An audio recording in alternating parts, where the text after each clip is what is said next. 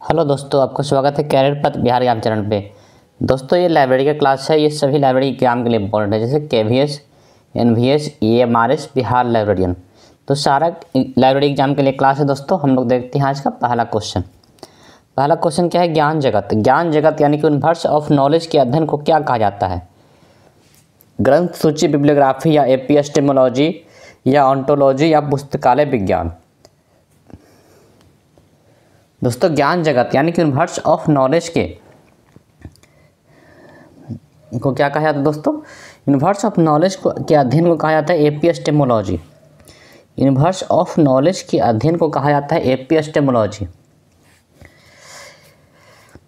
Epistemology दोस्तों दर्शन शास्त्र की एक शाखा है, मतलब फिलॉसफी की एक शाखा है जो ज्ञान के सिद्धांत से संबंधित है।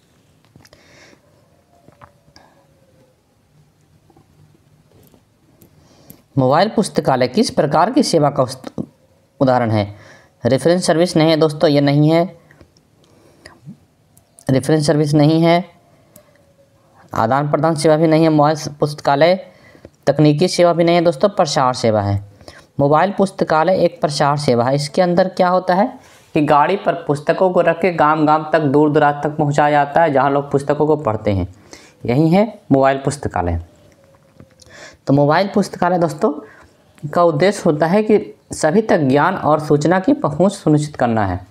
तो मोबाइल पुस्तकालय एक तरह का प्रसार सेवा है, एक्सटेंशन सर्विस है। AS/2 में मुख्य प्रविष्टि किसके अंतर्गत बनती है? मतलब कि मेन एंट्री किसके अंतर्गत बनती है? टाइटल, शीर्षक, लेखक, या फिर प्रकाशक, या विषय। तो AS/2 में, AS/2 मतलब क्या होता है दोस्तों?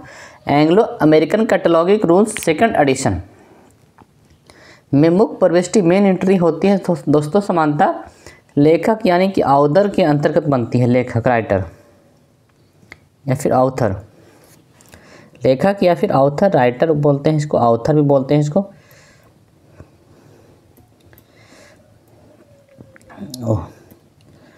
ऑथर भी इसको कहा जाता है। तो AS/2 में मुख्य प्रविष्टि मेन एंट्री दोस्तों ऑथर के अनुसार बनती है। पेटेंट किस प्रकार की सूचना स्रोत है? प्राथमिक, प्राइमरी, सेकेंडरी, द्वितीयक, तृतीयक, या फिर लोकप्रिय। दोस्तों, पेटेंट जो होता है एक प्राथमिक सूचना स्रोत है। दोस्तों क्या है ये? प्राइमरी। पेटेंट जो है वो क्या है दोस्तों? प्राथमिक, प्राइमरी सूचना स्रोत है। पेटेंट का एक आविष्कारक को उसके आविष्कार के लिए सरकार द्वारा प्रदान किया गया एक विशेष अधिकार है। पुस्तकालय विज्ञान में निधानित सूची यानी कि सेल्फ लिस्ट का क्या उपयोग है? पुस्तकें चयन के लिए, परिसंचरण यानी कि सर्कुलेशन के लिए, स्टॉक सत्यापन और वर्गीकरण क्लासिफिकेशन के लिए, पाठकों के मार्गदर्शन के लिए। पुस्तकालय विज्ञान में निधानित सूची यानी कि सेल्फ लिस्ट दोस्तों का मुख्य उपयोग होता है स्टॉक सत्यापन यानी कि स्टॉक वेरिफिकेशन और वर्गीकरण उपकरण के रूप में होता है। स्टॉक सत्यापन और वर्गीकरण उपकरण के रूप में होता है पुस्तकालय विज्ञान में सेल्फ लिस्ट यानी कि निधानित सूची का उपयोग।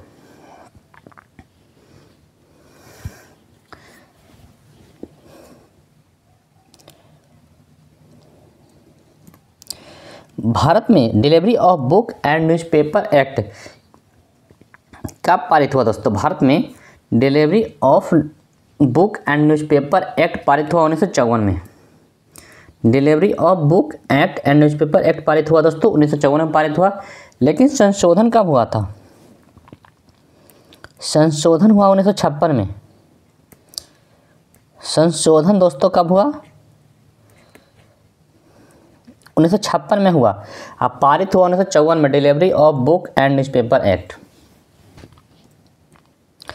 DDC के किस संस्करण से 2 खंडों में प्रकाशन शुरू हुआ? 14वां संस्करण, 15वां संस्करण, 16वां संस्करण और 17वां संस्करण। तो DDC यानी कि डेविड डेसिमल क्लासिफिकेशन का प्रकाशन 2 खंडों में 16वें संस्करण से शुरू हुआ। दोस्तों कब हुआ? 16वें संस्करण से शुरू हुआ। 16वें संस्करण 1958 में प्रकाशित हुआ। दोस्तों कब? 1958। DDC यानी कि क्या होता है? डेविड डेसिमल क्लासिफिकेशन होता है। इसका प्रकाशन 2 खंडों में यानी कि कब से हुआ? 16वें संस्करण से शुरू हुआ। शैनन बीबर मॉडल किससे संबंधित है? पुस्तकालय प्रबंधन से या फिर पुस्तकालय संचार से, पुस्तकालय वर्गीकरण या कैटलॉगिंग। तो शैनन बीबर मॉडल दोस्तों सूचना संचार यानी कि इंफॉर्मेशन कम्युनिकेशन से संबंधित है। शैनन बीबर मॉडल दोस्तों किससे संबंधित है?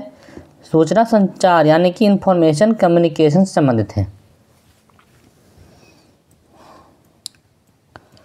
पुस्तकालय में पाठकों को पुस्तकें उधार देने और वापस लेने की प्रक्रिया क्या कहलाती है?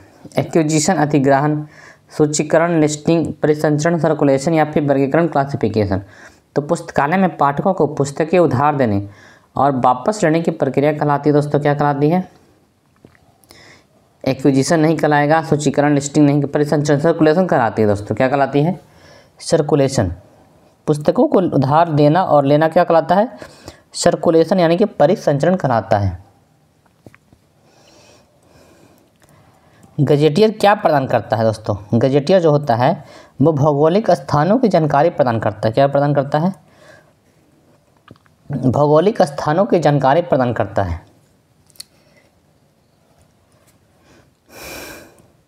दिल्ली सार्वजनिक पुस्तकालय की स्थापना कब हुई थी? 1951 में हुई थी। दिल्ली पब्लिक लाइब्रेरी की स्थापना 1951 में हुई थी यूनेस्को की सहायता से। इंडियन नेशनल बिब्लियोग्राफी यानी कि INB का निर्माण का कार्य कब प्रारंभ हुआ? 1951 में शुरू किया गया और इसका प्रकाशन हुआ, प्रथम प्रकाशन 1958 में हुआ। इंडियन नेशनल बिब्लियोग्राफी मतलब कि भारतीय राष्ट्रीय ग्रंथ सूची, भारत में प्रकाशित पुस्तकों की सूची को कहा जाता है। इसका 1951 में शुरू किया गया निर्माण और 1958 में प्रथम पब्लिश हुआ। ये केंद्रीय संदर्भ पुस्तकालय मतलब सेंट्रल रेफरेंस लाइब्रेरी किस मंत्रालय के अधीन है दोस्तों? सेंट्रल रेफरेंस लाइब्रेरी कोलकाता में है दोस्तों। ये संस्कृति मंत्रालय यानी कि मिनिस्ट्री ऑफ कल्चर के अधीन है। अबजीला किसका प्रकाशन है? अबजीला दोस्तों ILA का प्रकाशन है। ILA मतलब इंडियन लाइब्रेरी एसोसिएशन। क्या होता है?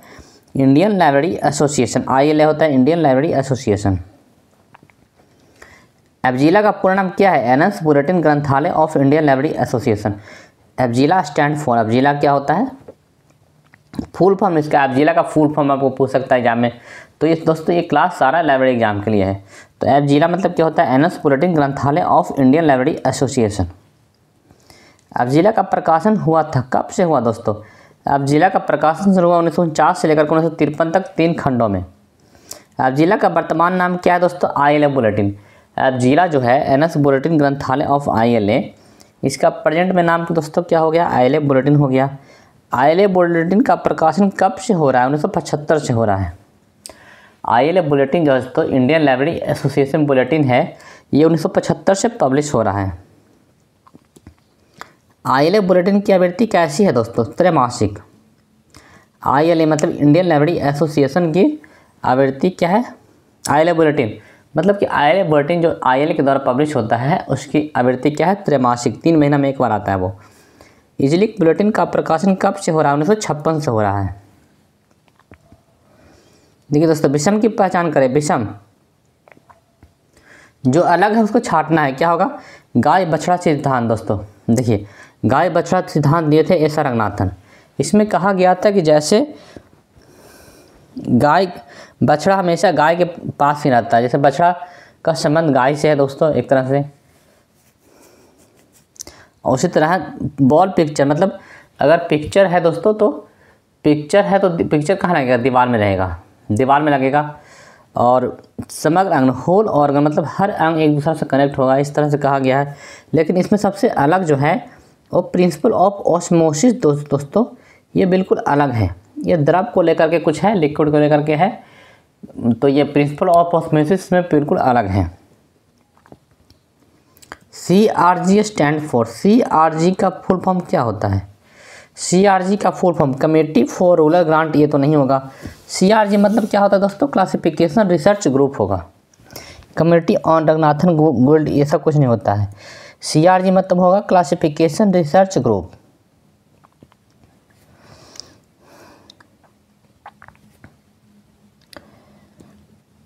DDC के 20वें संस्करण में शामिल है कौन? द DDC 20वां एडिशन कॉन्सिस्ट ऑफ। DDC के 20वां संस्करण में कितना वॉल्यूम है? 4 वॉल्यूम। DDC के 20वां संस्करण में 4 वॉल्यूम दोस्तों है। कितना है? 4। कोलन क्लासिफिकेशन के प्रथम संस्करण का प्रकाशन किस वर्ष हुआ? कोलन क्लासिफिकेशन के प्रथम संस्करण का प्रकाशन किया गया दोस्तों 1933 में किया गया। कब किया गया? कोलन क्लासिफिकेशन के प्रथम संस्करण का प्रकाशन किया गया 1933 में किया गया। 21वें डेविड डेसिमल क्लासिफिकेशन के इलेक्ट्रॉनिक वर्जन को क्या कहा जाता है?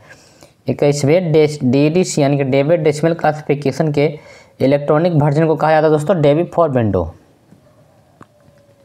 क्या कहा जाता है? डेबी फॉर विंडो।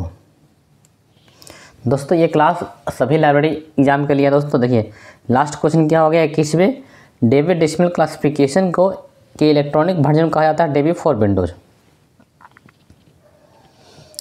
दोस्तों देखिए ये क्लास सारे लाइब्रेरी एग्जाम के लिए, जैसे कि KVS, NVS, EMRS, Bihar library. तो आप लोग दोस्तों चैनल को सब्सक्राइब कर लें, अपने दोस्तों को शेयर करें। Bye bye.